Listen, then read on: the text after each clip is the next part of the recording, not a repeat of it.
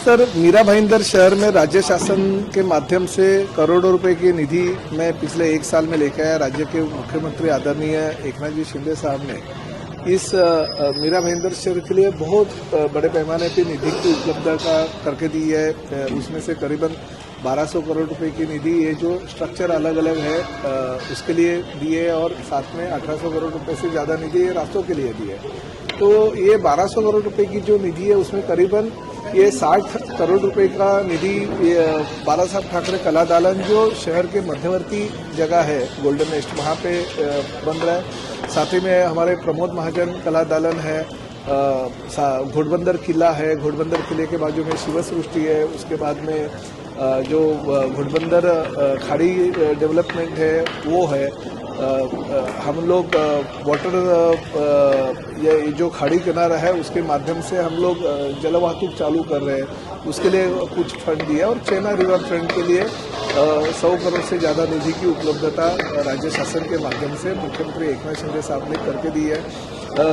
करीबन 4 महीने हो गए हमारे कमिश्नर साहब संजय काटकर जी को मीरा भाईंदर शहर में और बहुत ही अच्छी तरह से वो काम शहर के हित के लिए कर रहे हैं। डेवलपमेंट के हित के हिसाब से वो लोग बहुत ही प्रयत्नशील है। साइड विजिट सब साइट की कर रहे हैं, मगर ये जो साइट हम आज कर रहे हैं ये हर जगह पे मेरे कॉन्स्टिट्यूंसी में जो बड़े बड़े प्रोजेक्ट है उसकी साइड विजिट आज कर रहे हैं कि काम की कहाँ तक हो गया है और काम की गति क्या है।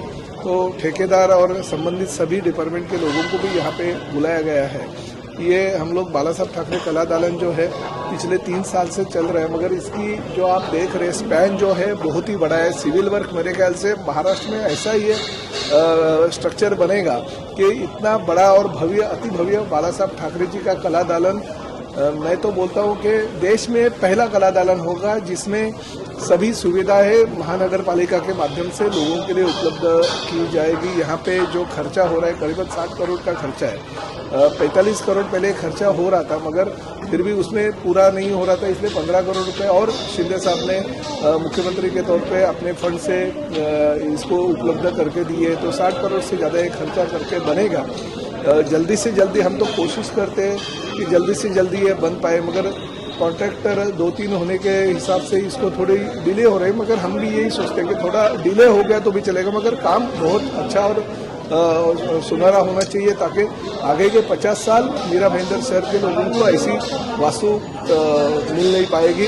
इसलिए हम कोशिश करें और संजय काटकर साहब भी बहुत मेहनत करें। हमारे सिटी इंजीनियर है दीपक खंबित साहब, वो भी बहुत अच्छी तरह से इसके ऊपर निगरानी रख रहे हैं। हम यही चाहते हैं कि जल्दी से जल्दी ये वास्तु पूरी हो जाए और इसका लोकार्पण हम लोग मुख्यमंत्री श्री एकनाथ शिंदे साहब, उप मुख्यमंत्री देवेंद्र जी फडणवीस और उप मुख्यमंत्री श्री अजित पवार के हाथों से कर देंगे। मैंने तो कमिश्नर साहब को बोला है कि 23 जनवरी को आदरणीय बाला साहब ठाकरे जी की जयंती है, उसी दिन अगर ये हो सकेगा तो कोशिश कर दीजिए। वो हिसाब से हम लोग ने आज साइट विजिट की है। अभी करीबन 2 महीने उसको बाकी है, तो 2 महीने में ज़्यादा से ज़्यादा ये कितना पूरा हो जाता है उसके लिए मैं ये नहीं कहता हूँ कि ये इसके लिए टाइम नहीं गया, मगर इसके लिए बहुत अड़चने थी।